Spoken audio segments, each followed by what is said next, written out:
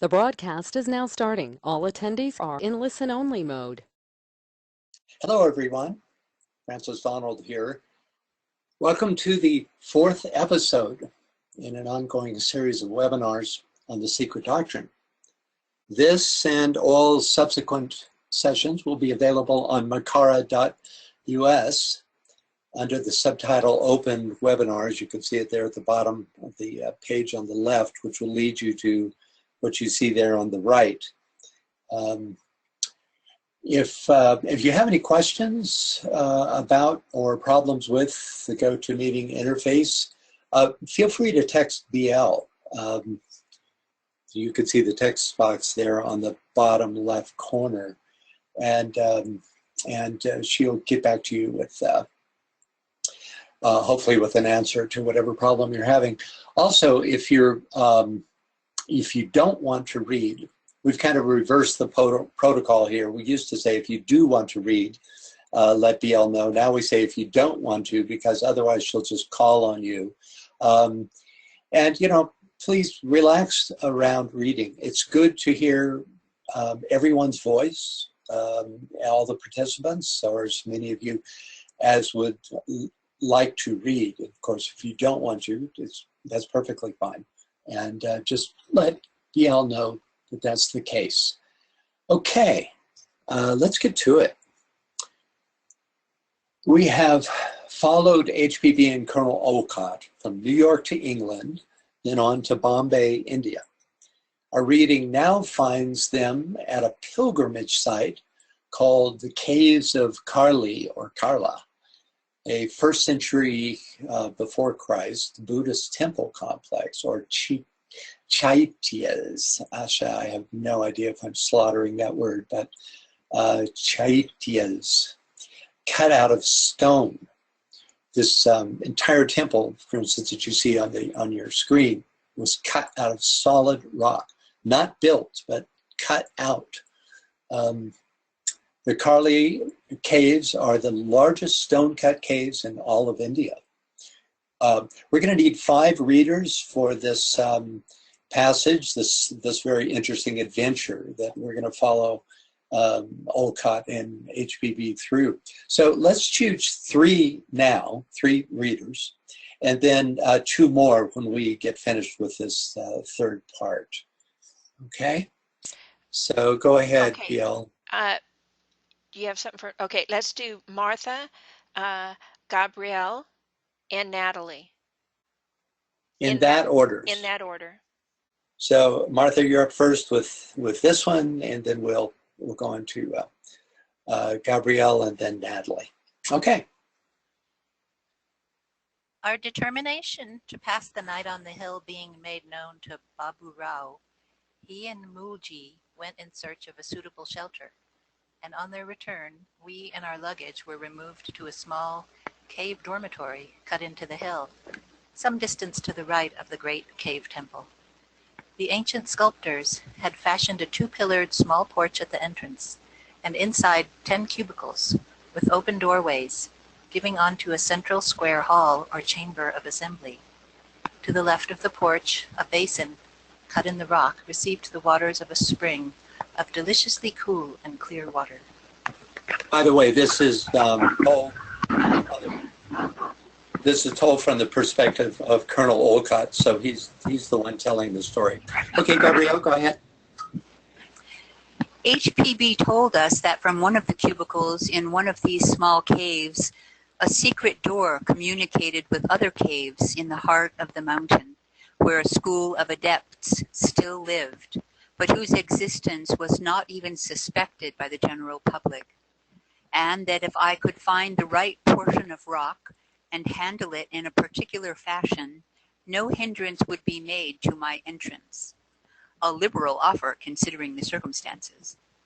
However, I tried, and in another little cave some way off, I did actually put my hand on a place and was about to try to move it when HPB began calling me back in haste. Okay. Natalie? Okay, there you go, sorry. Oh. Natalie, please go ahead. The adept writer of the Bhutpode letter told me that I had actually hit upon the right place and would have prematurely penetrated to his retreat if I had not been called away. However, this is unprovable for the present, so let me proceed. Mulji and Babalu had gone to the village bazaar with Babu Rao to buy provisions, and HPB and I were left alone. We sat in the porch smoking and chatting until she bade me stop where I was for a few minutes and not look around until she told me. She then passed inside the cave, as I thought to go into one of the cubicles for a nap on the rock-hewn block that served as the old monk's bed. I kept on smoking and looking over the wide landscape that lay before me like a great map, when suddenly from within the cave I heard a sound like the slamming of a heavy door and a burst of satirical laughter. Thank you. Okay, 2 more readers, please. Let's go with Scott and Walter, please.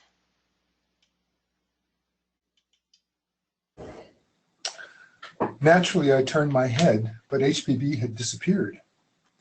She was in neither of the cells, which I examined in detail, nor could I, with the minutest search over every inch of the rocky surfaces of their walls, find the least crack or other sign of a door. There was nothing palpable to eye or touch but living rock. I had had so long and so varied an experience of HPB's psychological eccentricities that I soon ceased to bother myself about the mystery and returned to the porch and my pipe, in placid inclination to wait for what might happen. Okay. Oh my God. A half hour had passed since her disappearance when I heard a footstep just behind me and was addressed by HPB in person, in natural tone, as if nothing had happened out of the common. In reply to my question as to where she had been, she simply said she had business with, mentioning the adept, and gone to see him in his secret chambers. Curiously enough, she held in her hand a rusty old knife of a strange pattern, which she said she had picked up in one of the masked passages and purposelessly had brought along. She would not let me keep it, but flung it out into the air with all her force, and I saw it fall into a thicket far down the hillside. That's Old Diary Leaves, Volume 2. We're in now. We've sort of hand-picked stories from Volume 1, and there's 5 volumes, so it'll get us down the line a ways. Thank you, Walter. Okay, well, we'll continue with the HPB Olcott Adventures next month. This past Friday, I received an email from David Regal, who's with us today, which I'd like to share in part with you. He wrote, quote, in 2009, Daniel Caldwell found a reference showing that the final T on the word svabhavat, as found throughout the Theosophical writings, is an error resulting from a mistake in the copying from an 1867 books by Max Muller. David and Nancy Regal published this correction in their book, Studies in the Wisdom Tradition. So thanks, David, for bringing this forward. Now, as I understand it, this is not so much a spelling error as it is the wrong choice by HPB of or from 2 words with different, though related, meanings. So I drew these definitions, not having your book, from the Encyclopedic Theosophical Glossaries, marvelous source, by the way. It's published by the Theosophical University Press, and anybody can find it online. Just Google this title and you'll have it. Encyclopedic Theosophical Glossary, it's called. But at any rate, I don't want to read all 3 of these, but we will read the last. I will anyway. It's svabhava, which is the correct use of the word, the T that HPB was adding was incorrect, is the characteristic nature, according to this glossary, the type essence, the individuality of svabhavat, of any svabhavat.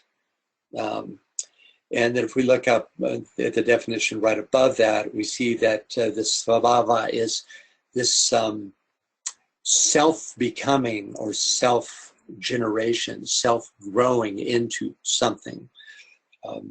Okay, so svabhava, therefore, is really the plastic essence of matter, both manifest and unmanifest. Now, that's according to the glossary. David, do you have anything to add to this? Yeah, I would just say that the encyclopedic glossary is largely based on older materials such as by Gottfried D. Perucker. And so he understood, he of course wrote before anybody figured out that there was a mistake here.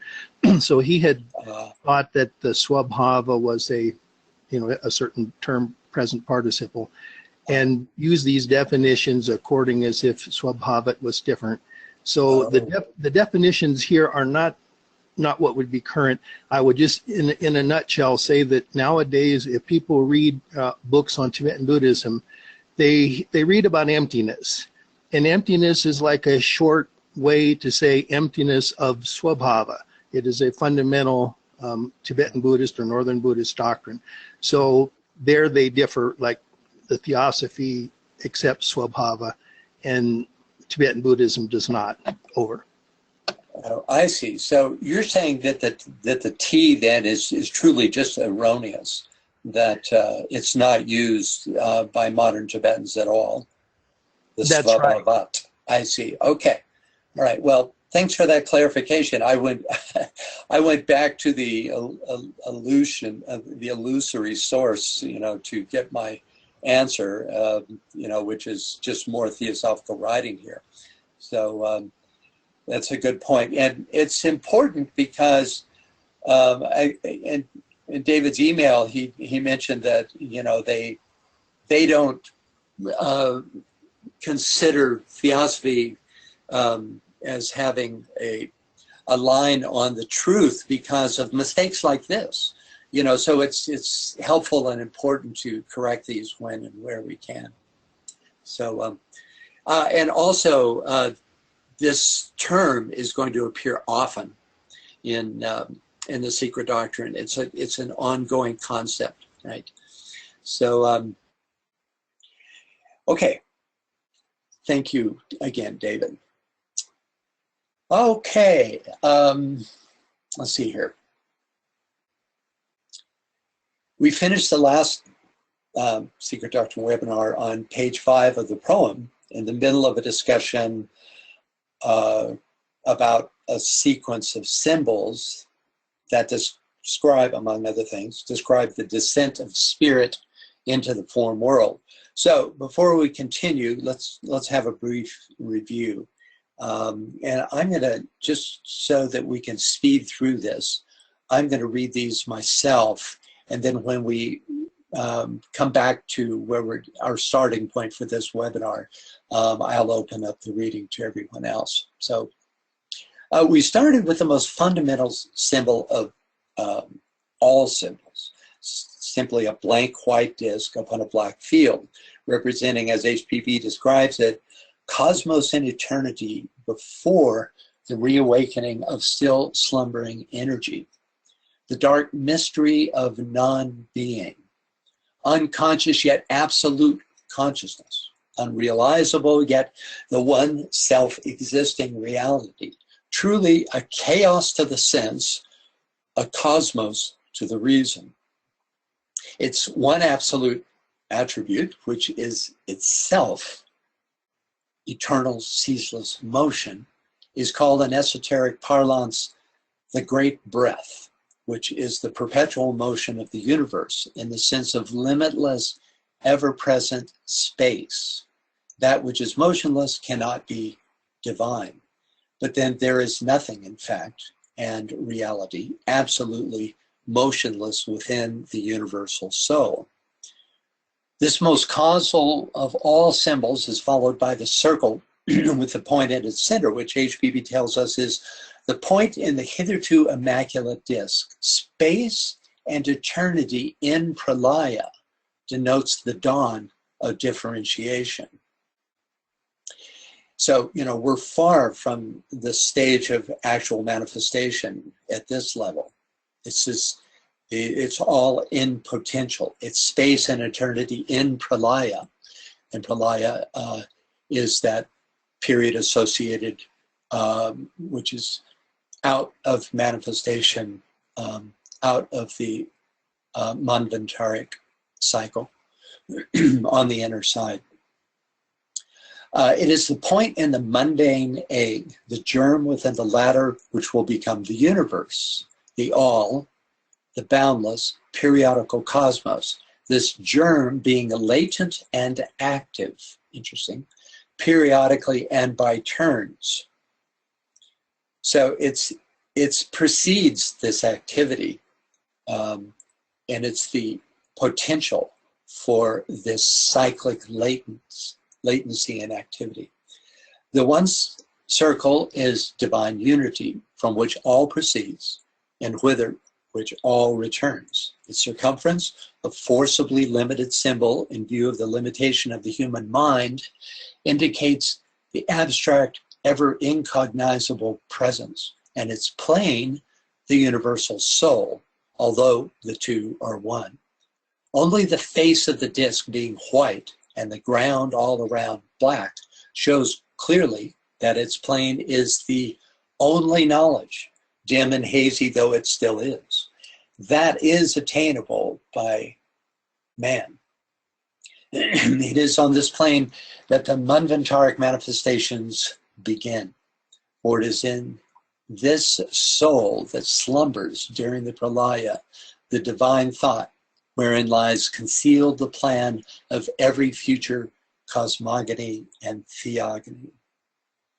So it's important in connection with this symbol to remember that it is still all in potential. It's the seed from which all will manifest, but no manifestation has taken place as of yet. Okay, the next descent. Yeah, yes? Okay. Go ahead.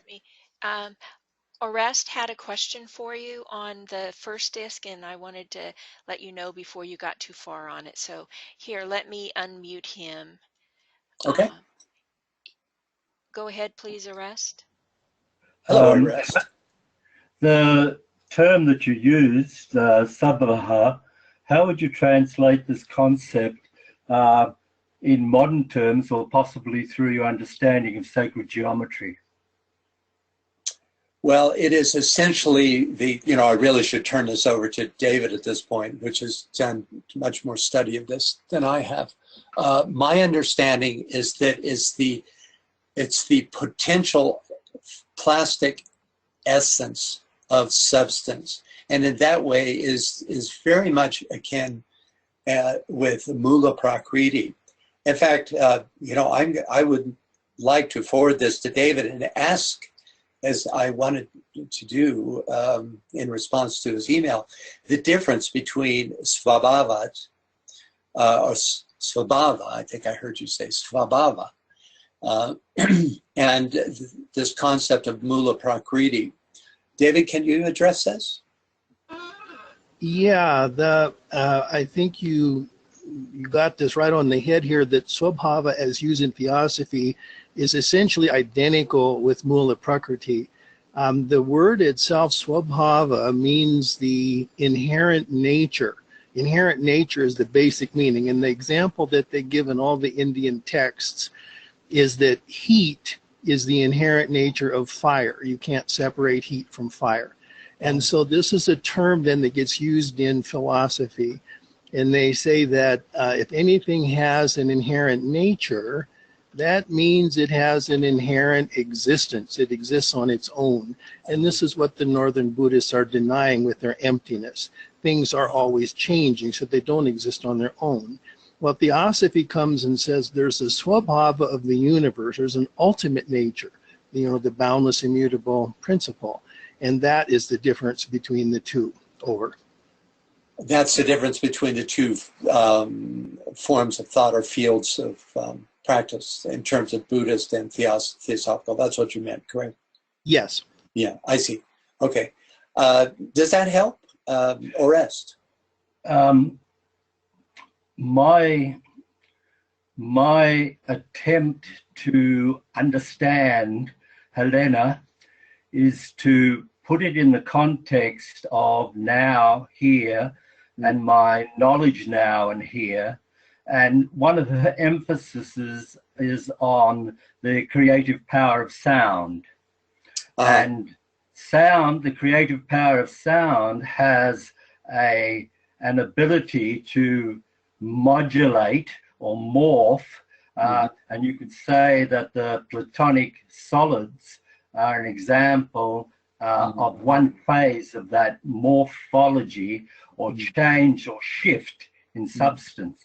So I'm trying to see her statement in terms of sound and in terms of sacred geometry that links to what I know. Gotcha. And that makes it understandable to me. Right. And what is that field that connects these two? I think you sent me a reference on this. There's a name of a field of study where sound, the influence of sound on substance, and they've actually done some amazing photographs that show the effect. There's a lot of work on cymatics that has been taken forward by the physicist John Stuart Reid, and he has taken the works of Hans Jenny forward. I see. So cymatics, yeah, that's the term I was looking at. Yeah, you know, you could see this as you know, DK tells us that that when an adept looks at an initiate, a lesser initiate, that he sees them in terms of a particular geometric form, because the vision has become so refined that they can see this essence of their consciousness, right, in terms of a geometrical form. Now, I would extend that to say that there is also most likely a note and possibly a color, a shade of color that is involved with this vision, you know, of the disciple from on high. And, you know, an argument could be made possibly that this is the representative in some ways, even though it is an evolving form of the svabhava of that, let me try to get that right. Svabhava, I think, is of this initiate.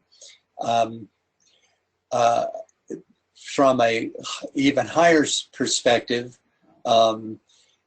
you would say that svabhava is one with all other units of humanity. And I think this is where the Buddhist idea that it's illusory or temporary would come in, you know, that, you know, because when you say even the whole idea of an essential nature, well, you know, to what level does that hold? And, you know, when there is a further union with source, for instance, one's monadic source, does that svabhava change? Well, if you look at the svabhava, or the essential nature or quality of the monad, you know, possibly that could be our individual, but, you know, the term is irrelevant when you're talking about monads, nature. So anyway, there's some thoughts on it.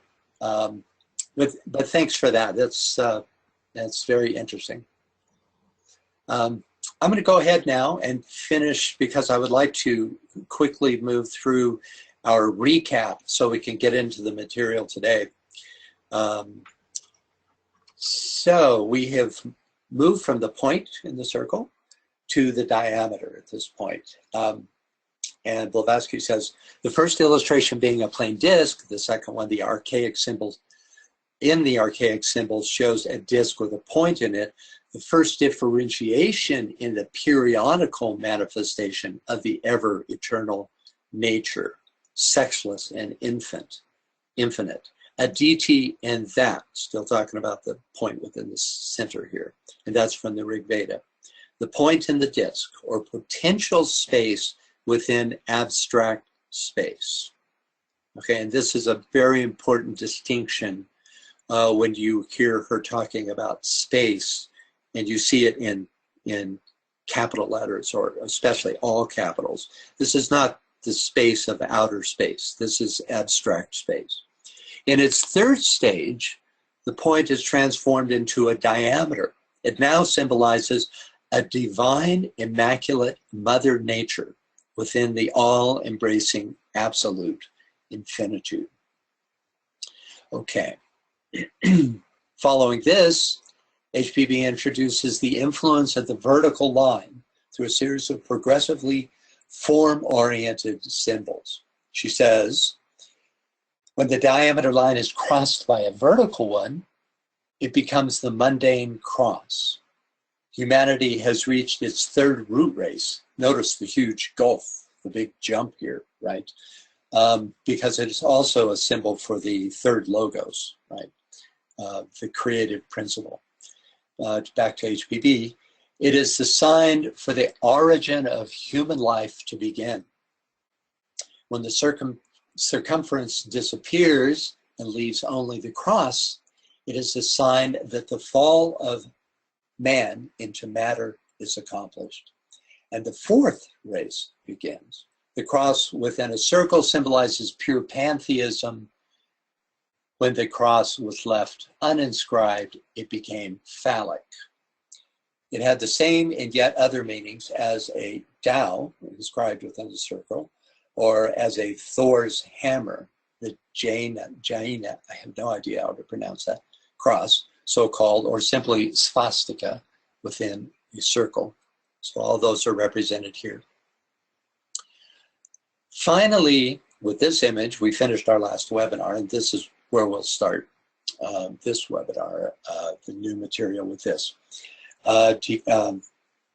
Blavatsky tells us that by the third symbol, the circle divided in two by the horizontal line of the diameter, the first manifestation of creative, still passive because feminine, nature was meant. The first shadowy perception of man connected with procreation is feminine because man knows his mother no more than his father. You get some sense that there's a lot more information there than that.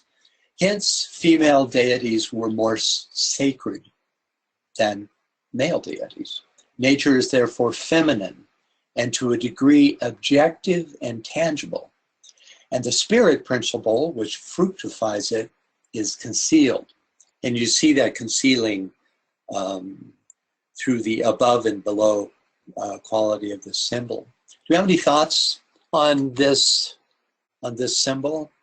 I'll point out again that this, I think I mentioned this last time, that the symbol on the left seems to form a kind of philosophical template for the Roerich painting on the right, especially when related to the head of the figure, right? The higher sight on the great mother principle there remains outwardly veiled, suggesting that it is inwardly focused. Whereas the mouth, the organ of speech, the feminine vash, is revealed and available to us. And so that's, I think, very much, well, shows, among other things, that Roerich was a student of sacred geometry. Stanza 3, verse 7, point out again that the symbol on the left seems to be to form a kind of, sorry, I jumped here. Stanza 3, verse 7, the stanza describes a symbol in this way. So we're still on the diameter. Behold him lifting the veil and unfurling it from east to west. He shuts out the above and leaves the below to be seen as the great illusion. He marks the places for the shining ones and turns the upper into a shoreless sea of fire, and the one manifested into the great waters. Okay. Up to this point, we've looked at 7 symbols that represent a descent from the unknowable, immutable life essence down into and onto the cross of matter. So at this point, I'd like to open the discussion. Does anybody have any thoughts, you know, specifically about the circle with the diameter, or any of the symbols that we've looked at, you know, somewhat briefly up to this point? Any ideas? Vera, please go ahead with your question. Yes, yes, hello. Just a point, the diameter, it comes to mind the introduction of polarity into that sea of changing matter and sort of almost like a chaos. So now we have the major 2 divisions, two parts. That's absolutely right. It's the highest representation of the pairs of opposites. And in the introduction of that, you know, we move, in a sense, out of unification, out of oneness, into duality, separation, polarity, as you mentioned. So it's absolutely right. You know, if the second symbol can be seen as the one, the third can be seen as the definition of this polarity, as the emblematic symbol of polarity. Also, a favorite of mine is the yin-yang symbol, which is a further step down, but it even further elucidates this polarity. But it is essentially, yin-yang is essentially this symbol, you know, this third one. So yes, thanks for that. It's the most important point about this, yeah. Anyone else? Arrest, please go ahead with your comment. Seeing the diagram from a 2-dimensional to a 3-dimensional view and holding the 3-dimensionality of it, you then get the line becoming like an equator, like a circle. Mm-hmm. You then take Thor's hammer and it takes on another sort of swirl, another potential. Yeah. What do you think that Thor's hammer introduces that is still just in embryo or in quiescence in the diameter? To me, it's a spiral. Mm-hmm. Yeah. Right. Well, first of all, there's 2 movements connected with the spiral, right? Which is a rotary motion and direct motion. It's really a combination of those 2. And in 2 dimensions, the you know, any swastika, inscribed or otherwise, represents this rotary motion. You know, it drives forward in a circular way. But then when you add forward motion, you have the motion that's characteristic of the second solar system, which is spiralic motion. And I can see how that if you were to look at this 3-dimensionally, that could introduce a spiralic motion. That's most interesting. Yeah, thank you. Anyone else? I don't see any comments or hands. Okay, great. So I'd like, you know, just to take in this sense of the descent through these symbols here, you know, not so much on a, I'll just say, let it impress your intuition. Okay. So now HPB turns our attention to 6 symbols that represent the root races, the 3rd, 4th, and 5th root races. And at this point, let's bring in readers. So can we get a reader for this? We're now well into this webinar's material. Rose, can you read for us, please? You are self-muted.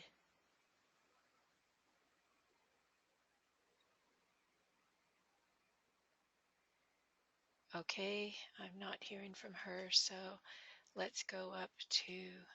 We'll get back to you, Rose, once you work out the self-muting. Choose someone else now. Marianne, can you please read for us?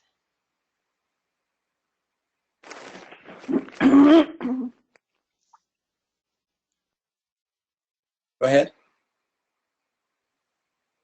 I heard you clear your voice. You could read now. Okay, thank you.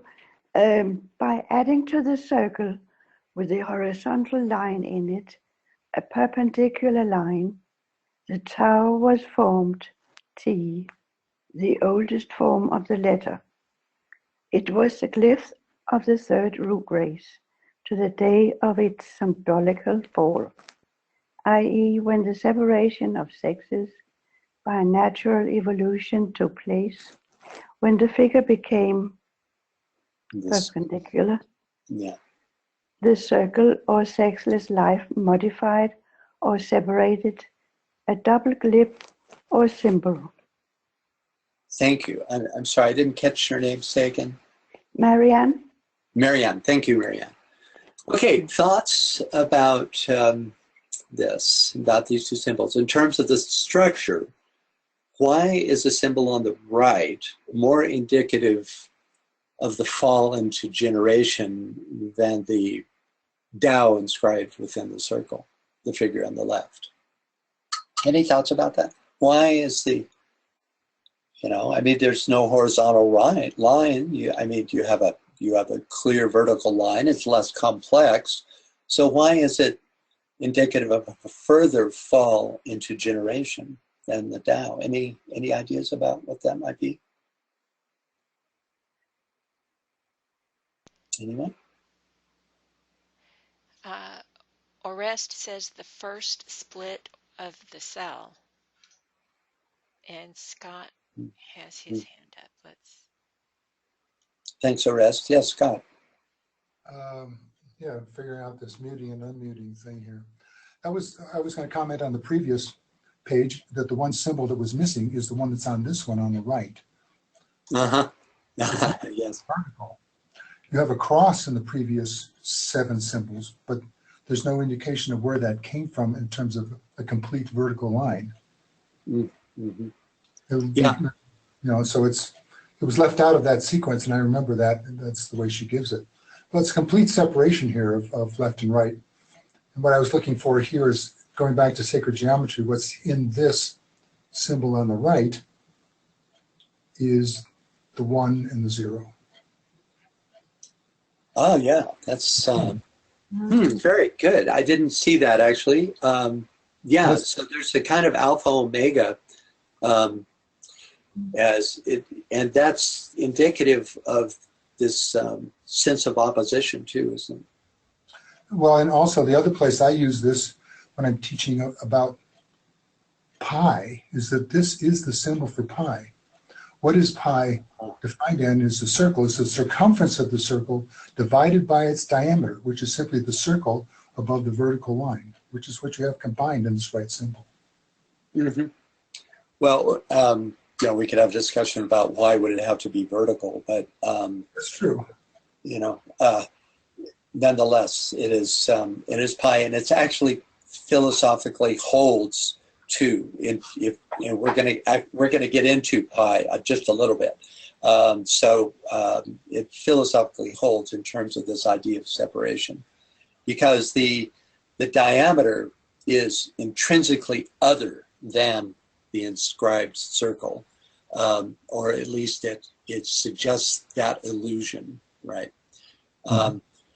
So, yeah, my notes, what I have on this is that in terms of its, in comparing it to the inscribed Tao, is that in a way, you've shifted metaphors here. Because now you're using the circle with the vertical to describe the separation of sexes. Absolutely. So you have, you've moved in a sense from above, below to left and right. and therefore the nature of the two sexes, right? Of masculine and feminine, which is another aspect of yin yang. In fact, I think this is more yin yang like than the circle with the diameter running horizontally. So, yeah. And the fact that the progression perhaps from the left symbol to the right is that the vertical diameter is rising up from the bottom of the circle and only has made it halfway in the left, and on the right it continues all the way up and erases the diameter. Well, that's true. However, it's a symbol of a further fall. I mean, that's how I naturally saw it myself. But the symbol on the left it represents an earlier period of the third root race compared to that on the right. But I think that's because it's specifically applied to the separation of the sexes. Yeah. Yeah. Thanks, Scott. That's some good insights there. Anyone else on this? Yes, Anne Veronica says, if it's a separation of left and right, it probably represents the division of the left and right brain, concrete thinking and abstract intuition. Yes, and all other ways that you can apply this to a wholeness that can be seen also in terms of duality. It becomes a universal symbol for that functionality, right? And the most primary of those would be the separation of sexes on this. Thanks for that. It's a very good example. Yes. Okay. That's all I see right now. Oh, that's fine. Let's move forward. I think we have some understanding here. I want to talk a little bit about the Tao. The Tao cross is a tremendously significant symbol in history. It was considered by many ancient cultures to be a sacred gate or a sacred opening. You can literally see there to the left in this photograph this Tao-shaped opening, and this is in a temple complex. It's an ancient symbol of passage that represents passage into eternal life. The Tao was marked in baptism on the foreheads of those initiated in the Chaldean mystery schools. The Druids made a tree sacred by etching it into its bark, and it was sacred as the first letter in the name of Tammuz, a Syrian and Phoenician deity corresponding to Adonis.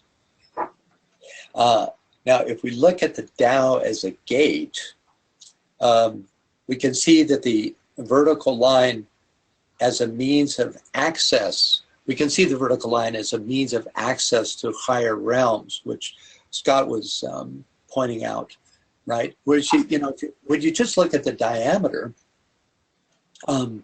it represents, in a sense, the stage before that represents a stage before humanity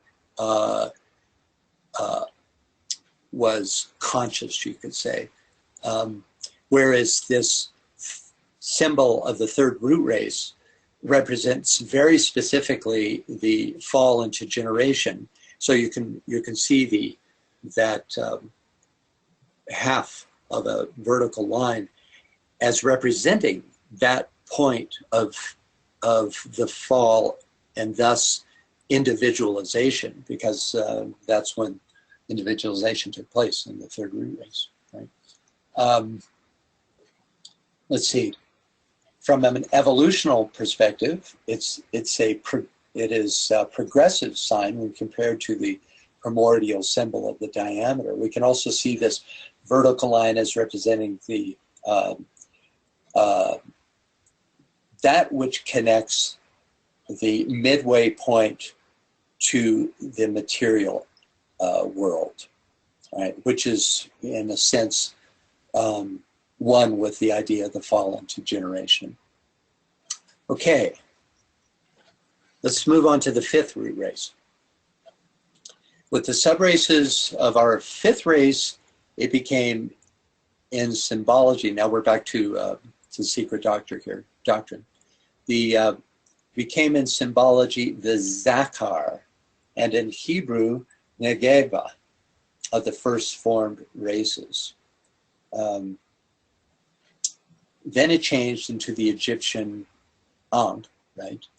Emblem of life, and still later into the sign of Venus.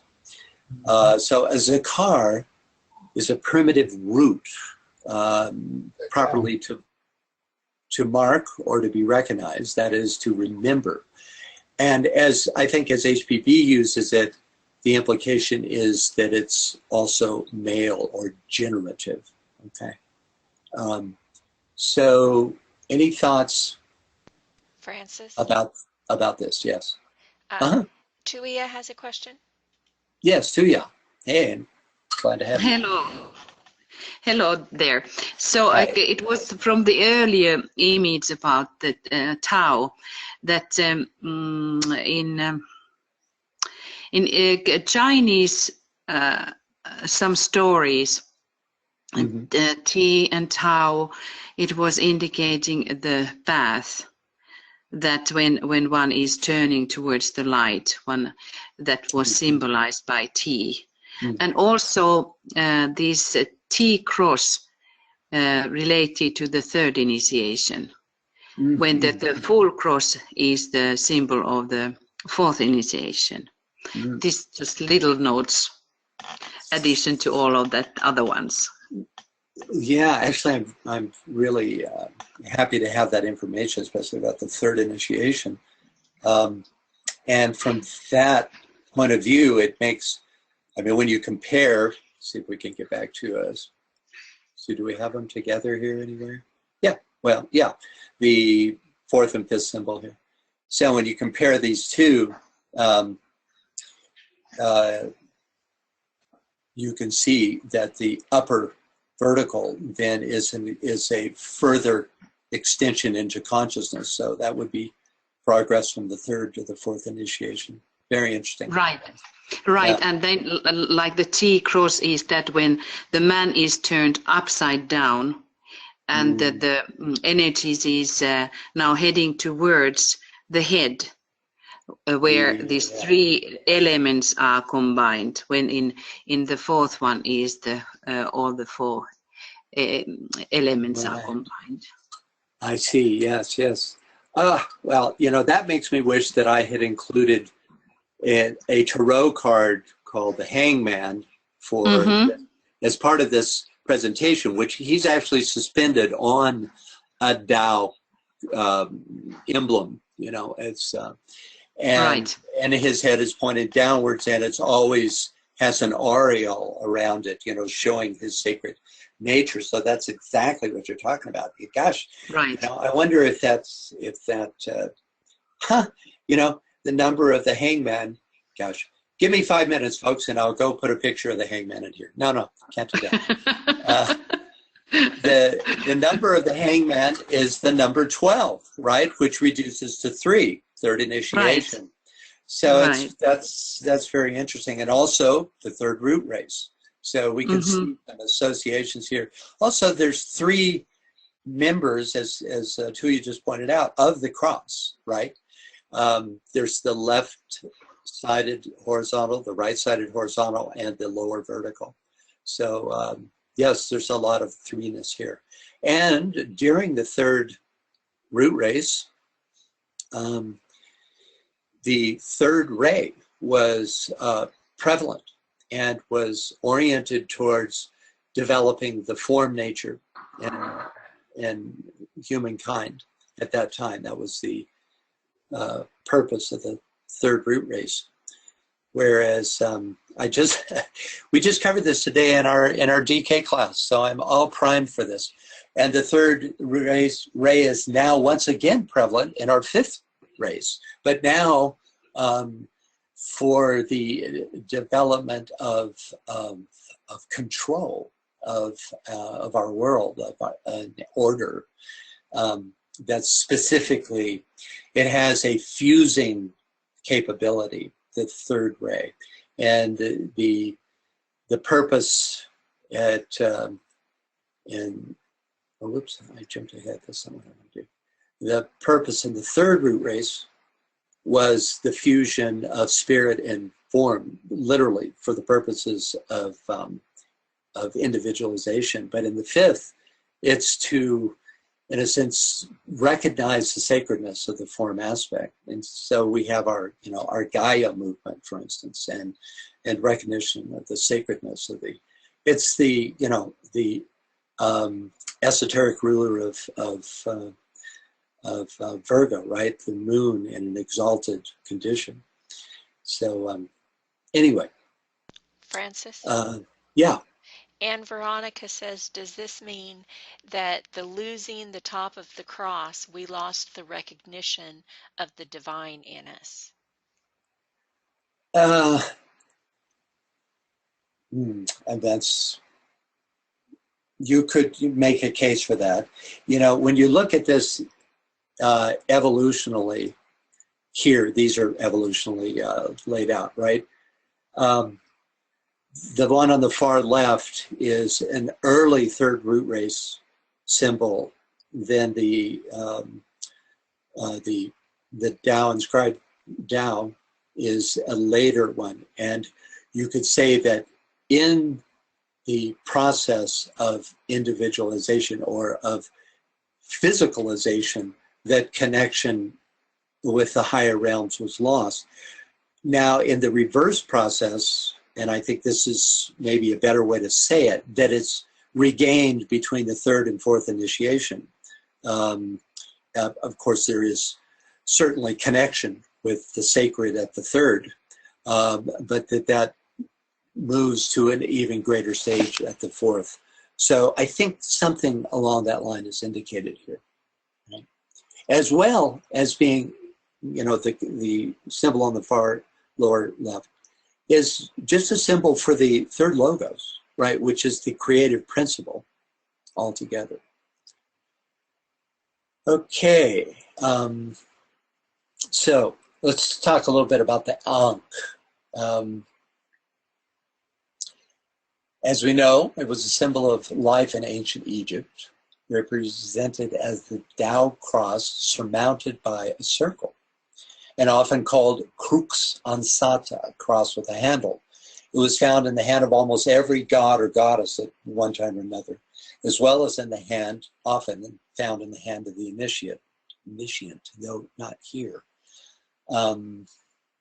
According to the Theosophical Glossary, it means that, quote, esoterically, humankind and all animal life had stepped out of the divine spiritual circle and fallen into physical male and female generation. The sign from the end of the third race has the same phallic significance as the tree of life in Eden, unquote. Of course, HPB is associating it also with the fifth race here.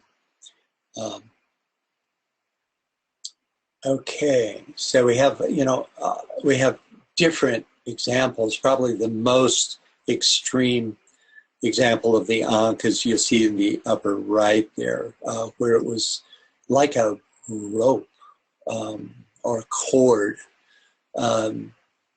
that was threaded through this device. It's interesting. Okay, so here's what we have so far. 3 progressively involutional symbols for the third root race, the uninscribed cross for the fourth, and the Ankh and the sign of Venus for the fifth. Now, if we arrange these same symbols this way, we get some interesting clues as to their specific involutionary geometry. Any thoughts about how these symbols geometrically relate to each other. And you can see a progression both vertically and horizontally here when you look. Francis? Yeah. Asha asks, I thought the Ankh type symbol was for female, not the male as per the previous slide. Oh, well, you mean here. Right. Well, you know, this is the source right here. And so it was clearly transcended that gender connection. You know, it's associated and is and it evolved into the symbol of Venus, and so it's very much connected with the female through that. But I think it's a more fundamentally a sign of life, or the gate into the kingdom of spirit, or the realm of spirit. So, any thoughts? Take a look at these, and what do you see? How do these relate? Any thoughts about that? Vera, please go ahead. Yes. Yes, if I take the circle as a representation of the matter, so the third root race, there its evolutionary journey was through the matter, getting grips of mastering that physicality. The fourth root race, the Atlanteans, their journey was developing the emotional body, which is like this, the astral plane is supposed to be a bridge between that matter and the mental plane, and sort of like keeping it in the right balance, which of course didn't happen. Our fifth root race, our journey is to develop the mental body, so it's outside. We are supposed to function outside of that physical matter. That's how I. Mm-hmm. That's interesting. There's something inclusive and therefore unconscious in the depictions of the third root race. You know, one thing that all the symbols from the third root race have in common is that they're all inscribed within the circle. All the movement happens within the circle. So there's this inherent unity with the spirit realm. Now, first of all, we have to, describe that the circle is in, I think we could see here, depicts the spirit realm. And that when we have radii or diameter or any line forms, that they represent humankind's relationship to that spirit realm, right? So in the third root race, there was a unity with these two. It was completely immersed within. And as you point out, this suggests that mind as something other than was not as yet developed, right? Yes. Francis, Michael, I hear you call your throat. Well, maybe a thought, and the thoughts offered here are very good indeed. There's a lot to say, but when I look at this horizontal, I think anatomically of the diaphragm as the dividing line between the lower and the higher chakras. And I think of the gradual overcoming of that barrier that is represented by the final 1 and 0, the male and the female, the connection of the very highest chakra with the very lowest without any interruption. So it's a gradual kind of progression, and there are unconscious unities to begin with, but conscious unities have to be developed. And any astrologer here is going to see that we're moving from the Earth to Venus through the elevation of the circle above the cross. So, and usually Mars is thrown in there somewhere as the cross above the circle. but it seems to me that in the fifth root race, we're supposed to establish an expression of the solar angel, which is a Venusianly related entity. Yeah. And that this final, sort of Venus glyph indicates that it's the soul dominating, it's a spiritual symbol of the soul dominating the cross of matter. And there's some initiatory things going on here as well, like from the third to the fourth to the fifth initiation. There's some things happening there as well. The strange kind of non-cross that you're into when you take the fourth initiation. In other words, you step off of the fixed cross. You're not on the cardinal cross. You're on your own cross. And, the fourth root race suggests that. Anyway, this is, it's a wonderful stimulation for the abstract mind and the intuitively fed abstract mind to consider these things together. And, it's a great wealth of interpretation which could emerge. So just a few thoughts there. Thank you, Francis. Thanks. It's always, such a wealth of insight when you speak. Thank you, Michael. Yes. When we look at I think one of the obvious things we see when comparing the third and fifth root race is what Michael pointed out, which is that it's all that human development stands outside the circle, but at the same time, the circle is in the dominant upper position, as Michael mentioned. If we had a symbol of Mars here, you would have that reversed. You'd have the cross in a dominant position, which suggests that the purpose within the Martian evolution is, at this point, that the descent into form. That they're at a earlier part of the process, right? And to some extent, you see that in this symbol of the first symbol in the third root race, where they're co-equal or co-equal in importance, the cross and the circle, suggesting at that time a balance, but an unconscious balance of spirit and form, at the third. Fascinating. And so the two symbols of the fifth root race can be seen as progressive, in that the Tao is with the circle above it, represents an earlier stage. In a sense, you could say that the nature of spirit that you're reaching is of a higher order in the Venusian type symbol there. That the bottom one could be seen as the pure personality soul, whereas the upper one, the Venusian one, could be seen as the fourth initiate, for instance, reaching for the monad, right? Which would be the next stage, right? I think the upper part of the cross here can represent the building of the Antikarana, or the building of a true link with the soul, which is impulsed from the central dot. Before that happens, man is focused downward, as the Tao suggests, but then he takes some kind of effort and rises through his own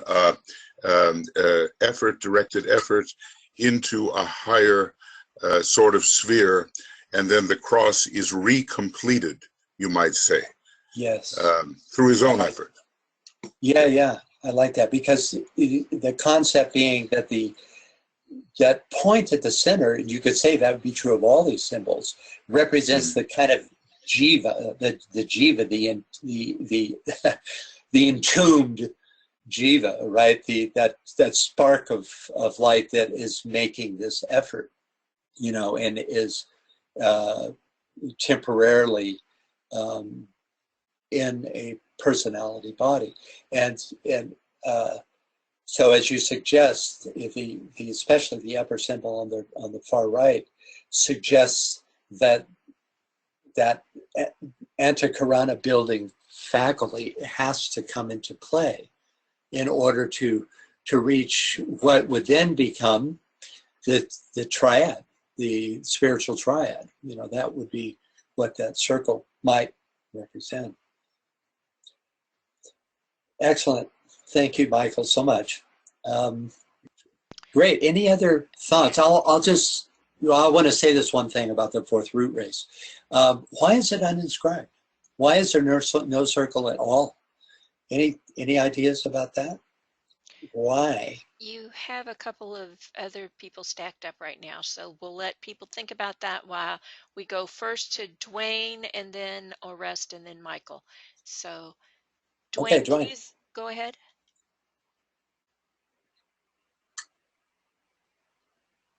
Dwayne, are you there? Self-mute, maybe. No. Yeah. Unless he's done it on his...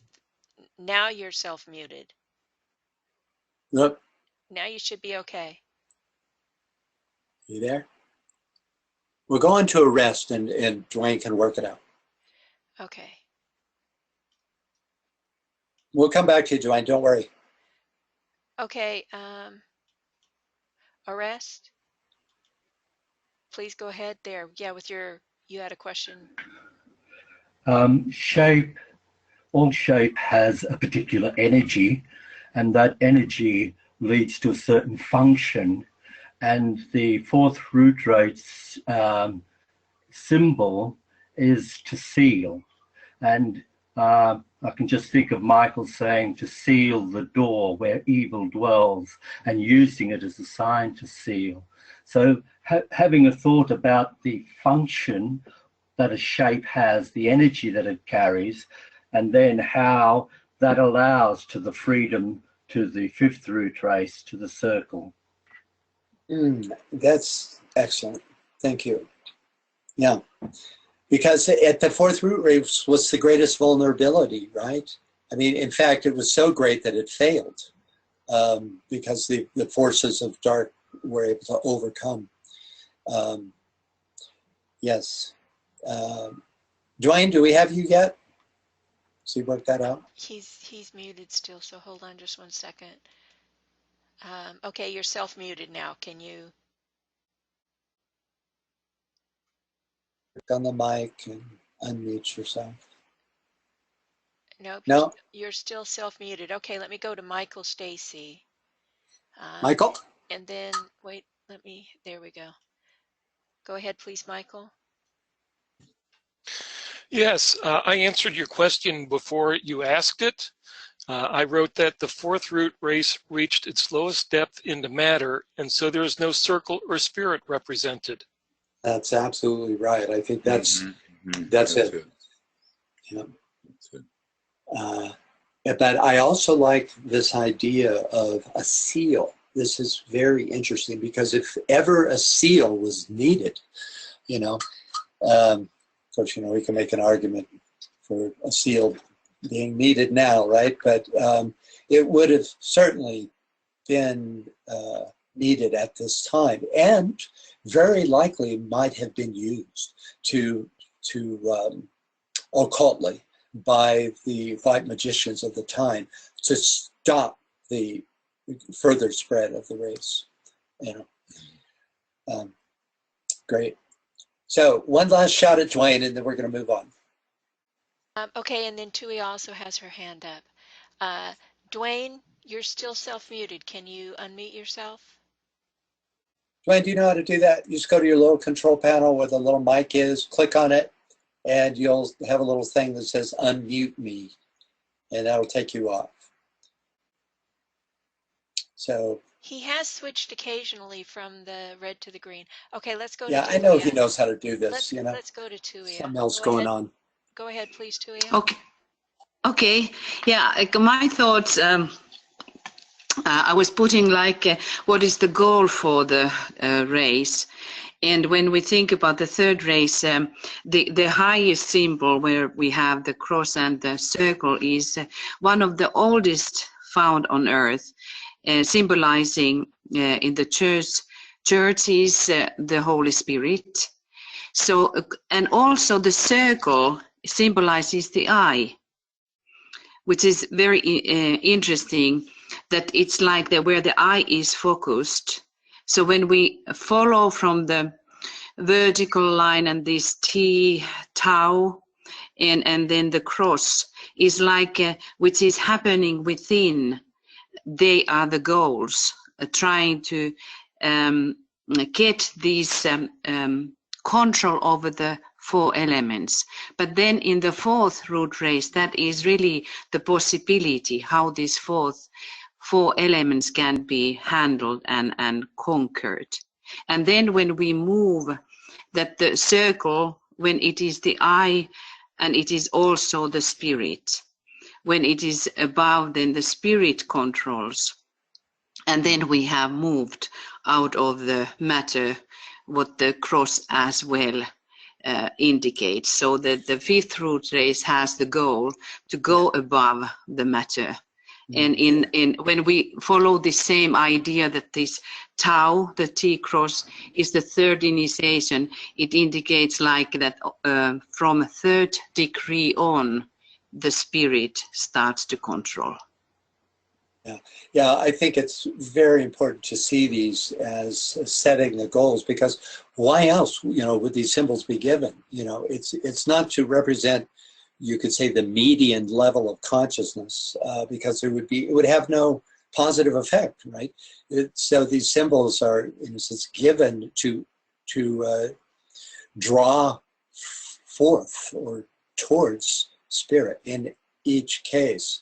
I think that's a very important point. Thanks to you. Okay. Any advance on the Dwayne front here? Well, I have him unmuted as an organizer, but he is still self-muted. So okay, we're going to have to go on. Right. We'd love to hear from you when you could sort it out, Dwayne. I'm sorry that you can't speak at this point. Okay, so now we're going to move on to the footnote of the material we were just in. And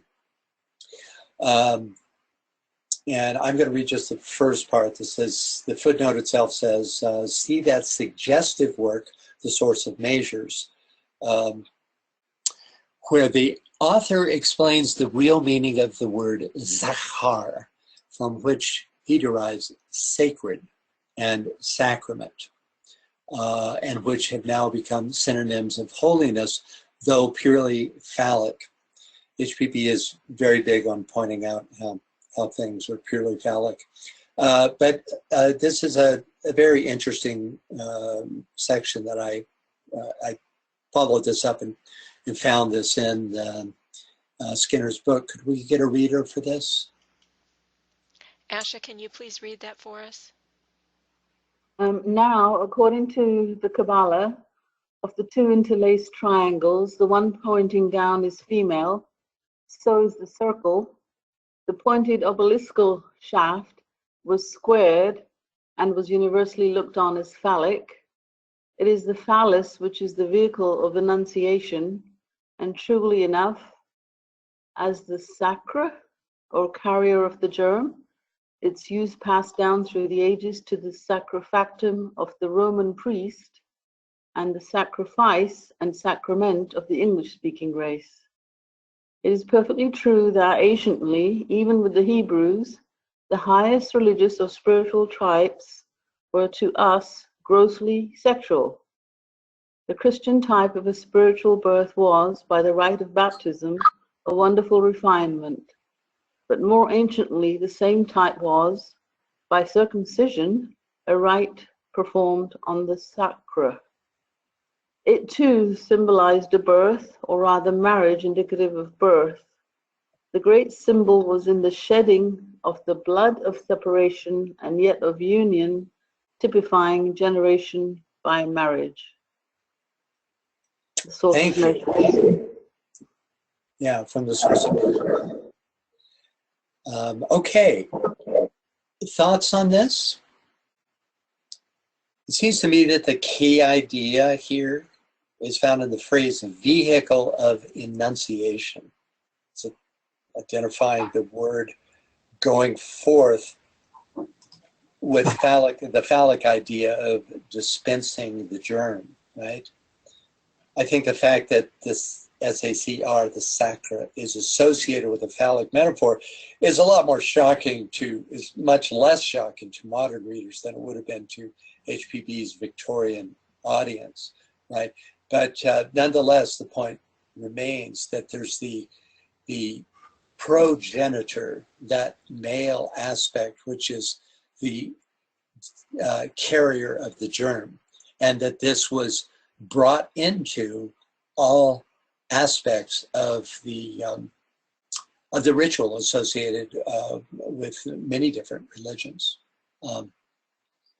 So, any thoughts about this? Francis, Scott has Yes. Go ahead, Scott. You're self-muted. Here, is that good? Yes. Yeah. Okay. Actually, I had my hand up for the previous round of discussion, not for this one. I was going to say things about the Tao and all of that. So if you don't want to go back to that, that's fine. Pass on to someone else at this point on this subject. No, I'm fine with that, Scott. This is, these symbols are the essence of the proem. And so, in a sense, it's very important to share all that we have about these. Okay, well, go ahead. Quickly here, the Tao symbol, the second one down in the third root race, is a universal symbol and found in temples throughout the world, not just in Göbekli Tepe in Turkey, but you'll find it in Egypt, you'll find it in Greece, you find it in Mexico, in the Mayan temples like at Chichen Itza and Uxmal. You'll find it in Chaco Canyon here in New Mexico. So it's Native American as well. And it's never described, it's never taken on by any archaeologist or historian. The best they can do out here is they say the doorway was built like that so they could carry bundles of wood into the room. Seriously, that's as far as they go with this.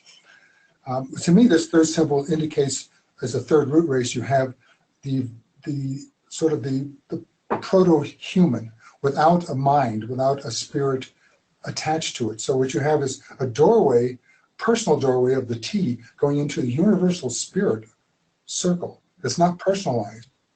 And when you move over to the Venus symbol, it has become personalized. Now you have the circle with the cross, or with the Tao, the Ankh as well, that it's now been personalized, and as you're saying, separates from the full cross and completes a full cross, which if you invert that, astrologically, that's the symbol for Earth. Earth and Venus symbols are inverses or reciprocals of each other. I see. So that's what I was going to say. Yeah, thanks. It's excellent. We also have to, just briefly mention this. The Ankh, as you see here, being administered by Horus, right, to the pharaoh, it's clearly, look what he's offering. It's the spirit side, right, of the Ankh that he's offering. So it opens that door to the pharaoh, and he's holding the human side. So it reverses the link, right?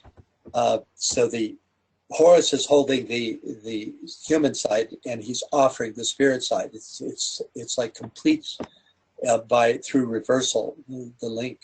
It becomes an effective instrument of initiation, you could even say, but certainly of opening the door, which is what it was seen, a gateway into life. Okay.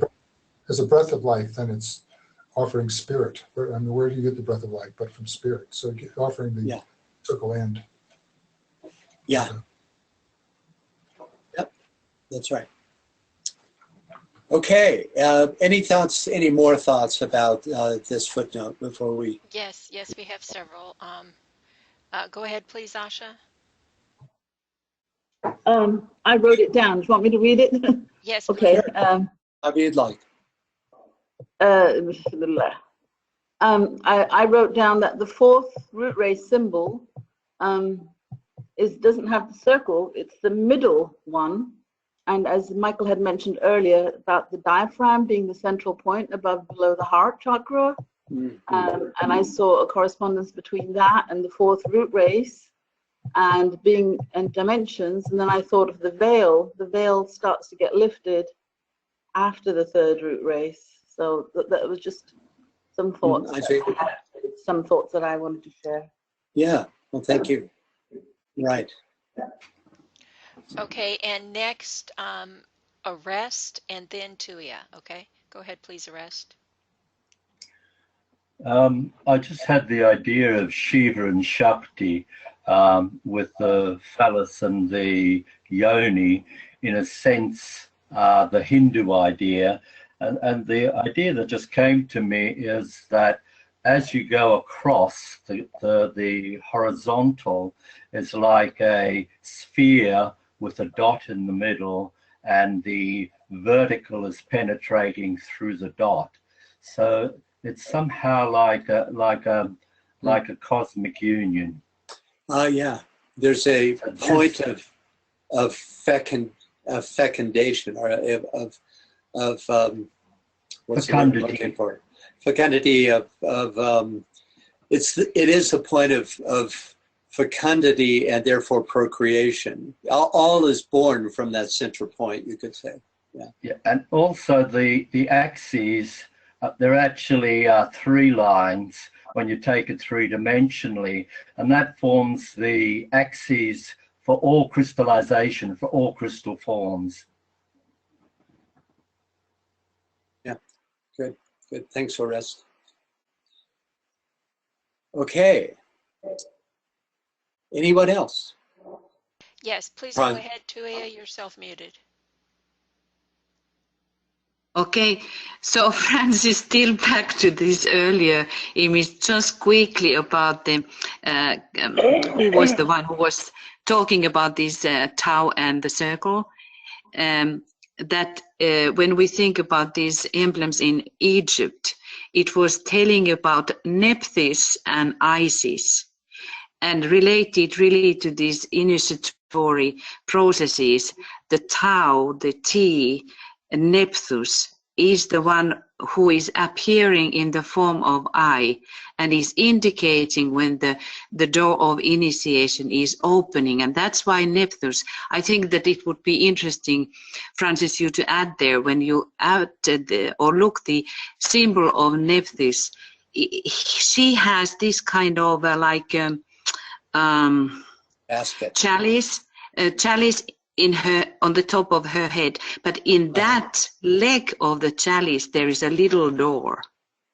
Oh, and that is very interesting to study that symbol, because it is indicating when she starts to function, and I am always relating her to Sirius B.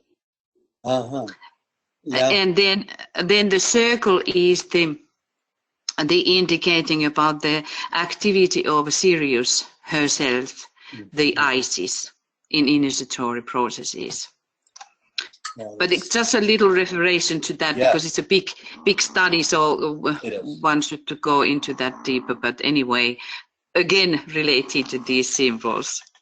Yeah, thank you, Tuya. This, Nephthys really was a kind of Egyptian savior.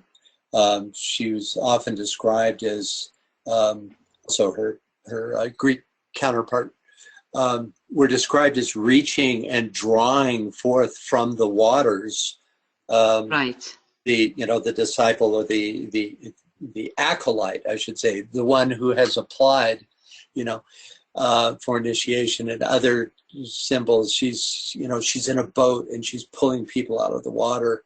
So it's these waters of illusion. So she was seen in this savior. And as Athena, you may remember a presentation I gave at the conference where she was, there's this, what was it called? There's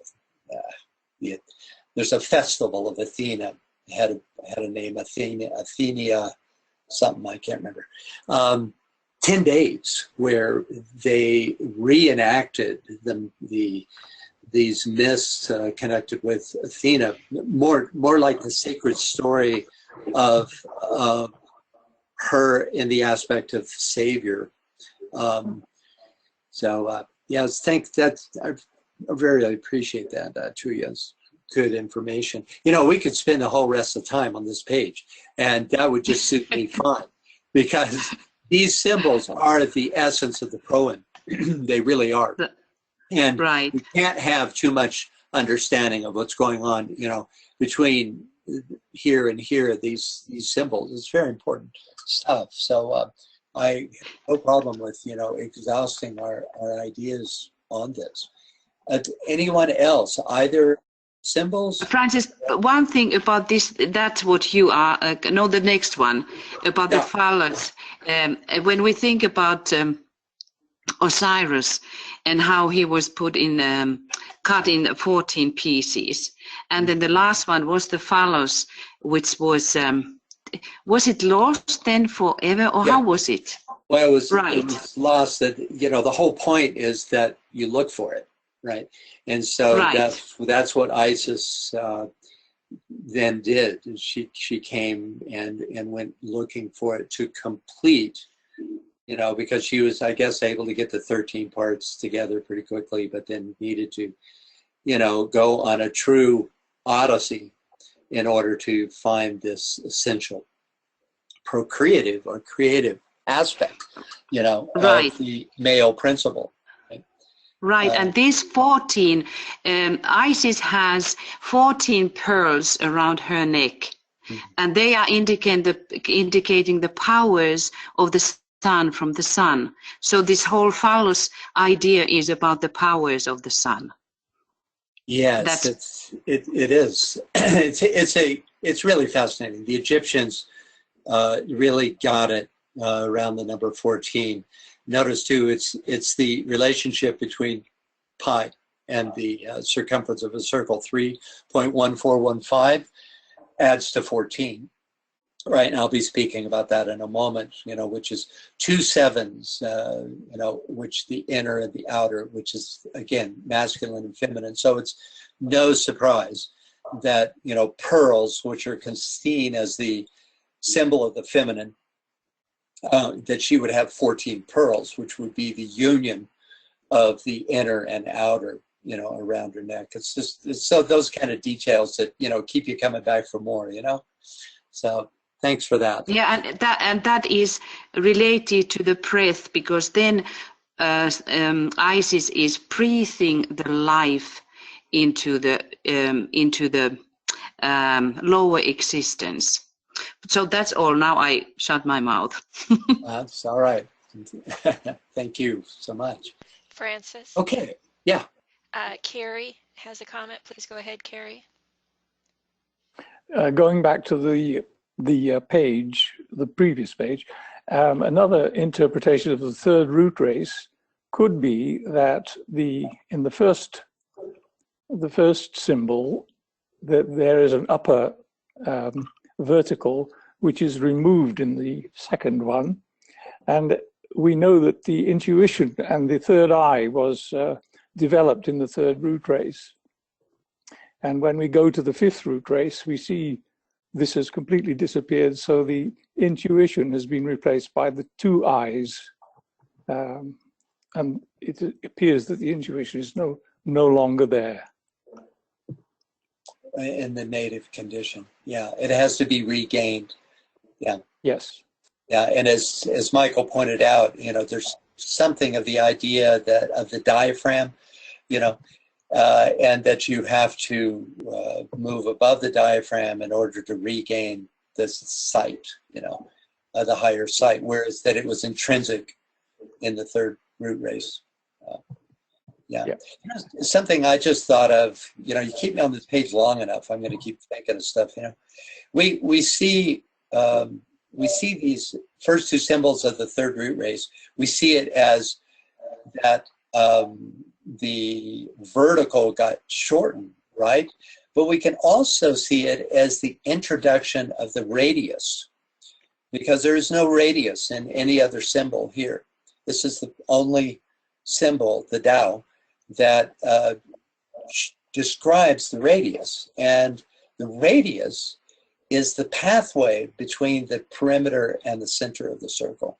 So just another thought there. Okay, anyone else? Yes, Asha has another question. She says, so what is the reason that Jews and Muslims are circumcised? And why? Can you explain in a simple language? I never understood. Oh, gosh. I will only answer questions that that I feel qualified to answer. I bet there's somebody in this group that could answer this more effectively than I could. I can't give you a quality answer to that question. Is there anybody that could? Anybody know this? The Jews that might have studied this in their training. I'm sure it's part of the training of, for instance, for a bar mitzvah. If so, raise your hand and we'll call on you. Meanwhile, I don't see any takers. Okay, that's all right. I'm sorry that I can't really answer that. Well, with that, let's move on. Let's continue with our survey of the Proem symbols because we're not finished yet. Let's see. I think I'll read this because it's so short. Then comes the swastika, Thor's hammer, or the Hermetic cross now, entirely separated from its circle, thus becoming purely phallic. The esoteric symbol of Kali Yuga is the five-pointed star reversed, thus the sign of human sorcery, with its 2 points, horns, turned heavenward, a position every occultist will recognize as one of the left-hand path and used in ceremonial magic. So that's the text. Okay. Any thoughts specifically about these two uninscribed symbols? And of course, the swastika can go in either direction. The Tibetan Buddhists used it in that way, together often, showing the balance of involutional and evolutionary forces. In fact, I once had a Chinese robe that had as its decoration in embroidered silk the swastika you see here, and then the swastika reversed, and in between them a circle with the diameter, suggesting the balance of the two. So there is a kind of motive force suggested by the swastika. And yes, Michael. Go ahead. Please finish what you were saying. Oh, I was just going to say that, and the reverse pentagram. Of course, what she says is true. It is an emblem of left hand and ceremonial magic, but it also is a symbol of all of the signs, such as the goat, that have 2 horns, right? So it's Capricornian, and which has as its higher counterpart the unicorn, which would then turn the 5-pointed circle star around. What were you going to say, Michael? Yeah, I think what you just said is very important. This type of 5-pointed star, to me, is representing the concrete mind, and the inverted pentagram, or the properly upright pentagram, the higher mind, where we find the angel of the presence of soul and so forth. Now, it's interesting that DK said the worst tragedy that can befall the developing human being is the isolation of the lower concrete mind as a sphere unto itself, so that it becomes the origin, what did he say, of the ill-omened number 13. And here we somehow have the unity of the material factor. and it is not the type of all-inclusive unity that the circle represents. See, when I think whenever the circle disappears, the female symbol disappears. Obviously, the one in the middle of the circle is the male symbol, and the circle itself is the female symbol. But here, you know, we have people. What did he say? They have developed the concrete mind to an unbelievable extent. And the ascent is along the line of Mahat. It's purely Devic. It's not the Syrian line at all. So these types of people have a great materialistic mind and can do wonders along their own line. But it's not the Syrian path, which has to do with the number 5 rightly restored to the, rightly oriented, which is the real unicorn. This is a whole lot more like the negative interpretation of the crocodile. Now, I know there are some positive interpretations, but this is about the lower Agnishvatas, or the lower mental devas, and not the true Agnishvatas of the higher mental plane. All right, just a few thoughts. Absolutely. I think it's actually a much more effective way to look at this symbol. You know, it's not just for those practicing, you know, on the left-hand path, practicing black magic. It is, in truth, the symbol of the separated mind. I mean, if you think about it, what's elevated? What's at the fore? Duality, right? And with the separated mind, or the concrete mind, you must think in terms of subject-object. There is no way of employing the lower mind in such a way that you can have an understanding of unity. It is inherently dualistic, right? That's why, you know, they say that the mind slays the real, right? And then one other comment about what you were saying is that it's interesting that the 8th sphere, which is the worst possible calamity that can befall anyone, is to move to the 8th sphere, is not below the 7th subplane of the cosmic physical, not below the physical plane, but is rather accessed from the lower mental, right? It's you have to go to the state that you were describing. It is through that condition that one denies the soul for so many successive lives that the cord snaps, and you're left, at least in this Mahamanvantara, without any possibility of accessing soul influence, and then you're plunged into this horror of horrors, which is the 8th sphere. The good news is that it's an extremely rare event, and that you know, just because you order dessert does not mean that, you know, you're on your way to the 8th sphere. You have to, you know, work at it lifetime after lifetime, turning your back on spirit and every possible juncture in order to develop the kind of mentality, actually, that would drive you into that kind of a place. You know, Francis, as I recall, there is the snapping of the relationship between the solar angel of the soul and the personality. That's, you know, you become soulless.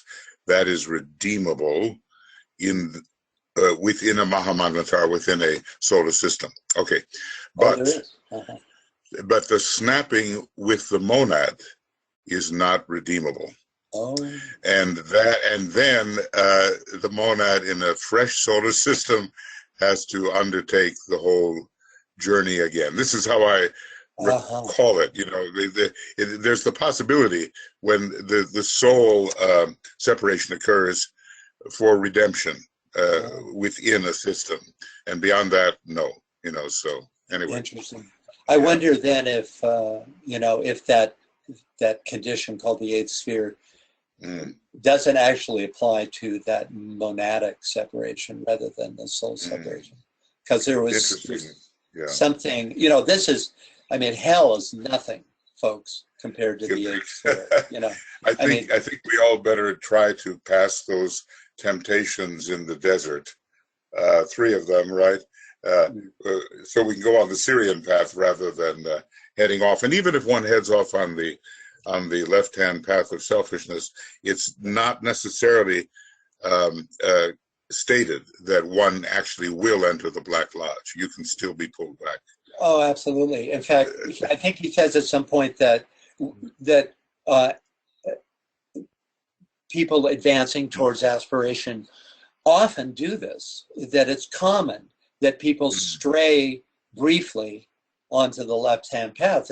It's a learning process, but the soul grip is enough that they're pulled back by, you know, their own, I don't know, that sense within the self that this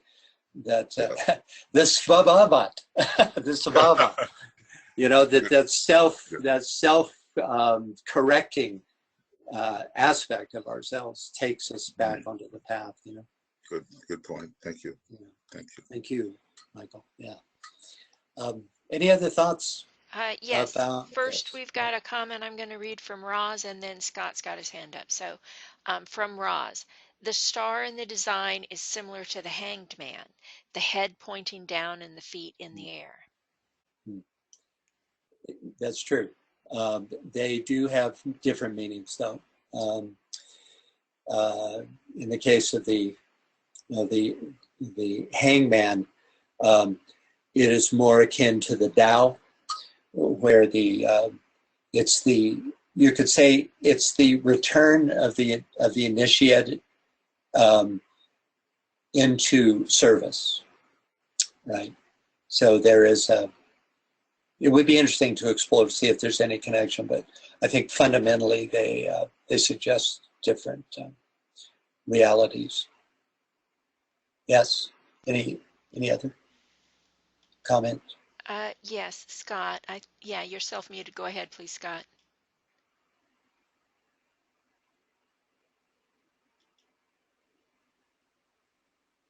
Whoops. Click the button. Am I good now? Yeah. Okay.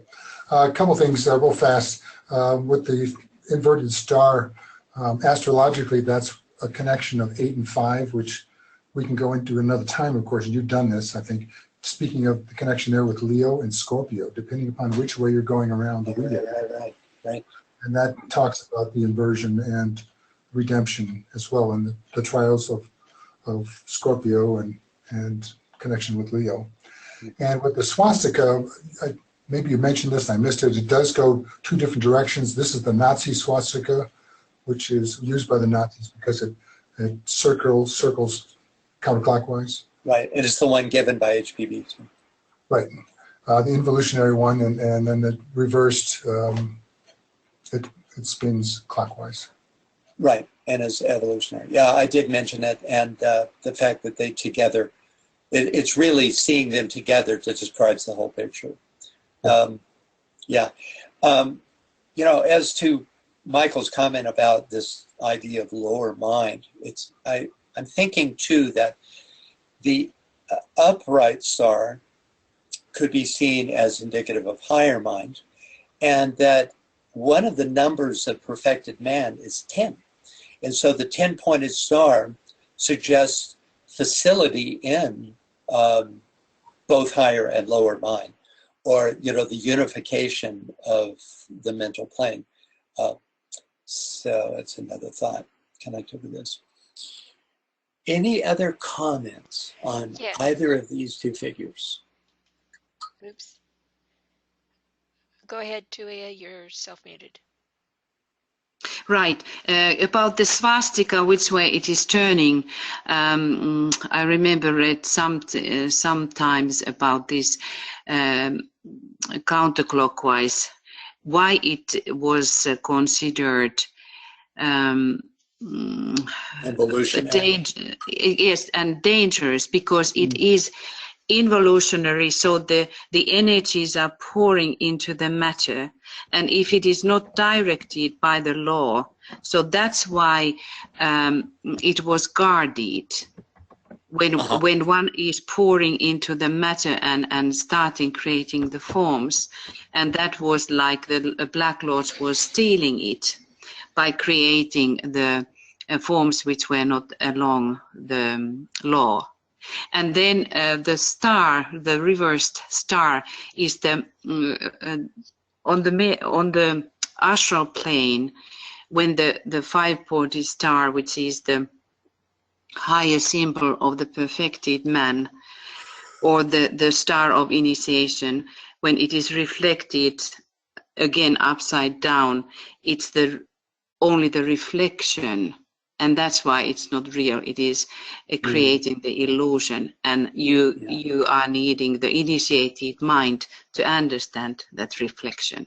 That's very good. You know, there's a occult teaching that describes the tree of life as being reversed, and the idea is that the entire quaternary, the lower quaternary, is a reflection of the higher. Therefore, we see everything in reverse. And of course, that is the nature of lower mind. You know, that is the nature of lower. It's a reversal. That duality is a reversal of unity. It's not just, you know, you add one more and you have two.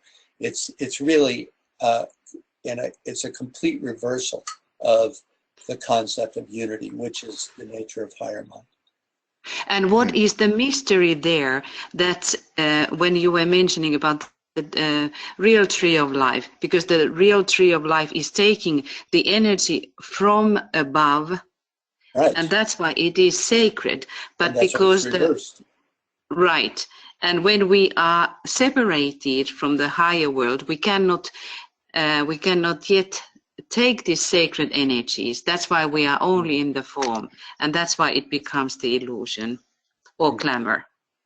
Yeah, it's also the idea that if you can reach up into, you know, the higher mind, that you gain the fruits of the tree of life, because then the fruits would be extended to the bottom of the tree. You know, so it's an aspect of service. The roots are in God, and the fruit is offered to humanity. You know. Right. Yes. Yeah. Francis, can I say just one brief thing? This business about which way the swastika turns is problematic when we study esoteric astrology, and probably, you know, everyone knows that it is the turning of the astrological wheel in the direction we have here that is considered to be the reversed wheel of the soul. And when we turn it clockwise, it's considered to be the wheel of involution and the wheel of the personality. So it's almost like a direct, you know, it seems like a direct contradiction, what DK has presented, to the way we normally consider these swastikas. Anyway, just to bear that in mind, and obviously everybody, you know, knows that, but we're supposed to travel forward on the wheel, which is the way this particular swastika shows, as far as I can see. Thank you. Yes. You know, and to add to the confusion, if you stand on a swastika and look down at it, and it's moving counterclockwise, and then you pick it up and you put it over your head, that same movement will be clockwise. You know, exactly. As you, so it's all, which suggests, I think, a more fundamental truth, which is it's all about perspective. You know, right? What? How are you? From what perspective are you viewing this energy? You know, but can I add some? Oh, sorry. Sure, please go ahead. Yeah, it is something about this the work of the white magician, and how one is releasing and saving the forms and the dwelling Christ within. So when there is the love which is directing, then the one who is walking counterclockwise is releasing the forms, redeeming them. But you can also also bound them. It's the only that distinction what was done in the magic, that how the one who is sending the energies forth, whatever direction, are they releasing, redeeming, or are they binding? Yeah, there's something in intention there. You know, it could be that these directions that you move gain potency through the intention and the invocation, you know. Because, you know, for instance, Buddhists always move clockwise, and always, you know, they don't do counterclockwise, you know. So, and yet DK tells us, you know, that the movement towards soul is counterclockwise. You know. So, yeah. And I'd like to point out one other thing about the Nazi symbol. It's invariably shown from the one you see here, rotated 45 degrees. It stands on its end, right? And, you know, I was thinking about that. Why? One of the reasons is you get rid of all the verticals. So there's no path of ascent through that turned cross, right? It becomes an X, right? Which then can be used in a different way than a cross. You know, the center figure then becomes an X instead of a cross. Just a, you know, further point about this. Very good, very good. Yeah. All right, you know what, folks? Gosh, is everybody good for another 6 hours? Can we just keep going here? No problem? Okay. No, unfortunately, I don't think that's an option. Unbelievably, we are out of time. In my inner clock, we're just getting going, but that's not the reality that my outer clock is telling me. So it's been a real pleasure. You know, this is a great privilege for me to be able to share with you and to interact with you in this way. I hope you find this material as gripping, really, as I do. This is, as I said, we're just at the end. This is literally, I'll show you this, which is all the symbols studied so far. And it's, I believe, all the symbols she presents in the Proem. And so we really are at the end of this section of her presentation here. Thank you all very much. Dwayne, I hope we can figure out your problem. We've had this problem arise before. You might check the version of your operating system. I know that Scott at one point was locked out of participation because they changed the threshold on which versions of the operating system they supported. I don't know. But I hope you get that figured out because we very much enjoy your input. With that, I'm going to sign off. Thank you all very much for participating, and until next time, which will be, we're good in February for the 3rd Sunday, I believe. Anybody, Joe, do you have a date for us on that? That's 18 February, Francis. 18th, thank you, BL. So we're back on for the 18th of February, 3rd Sunday, in case you forget the date. So until then, have a great month. Okay, bye-bye. Thank you. Thank you, Francis. Thank you, Francis. It's my pleasure. Thank you, Francis.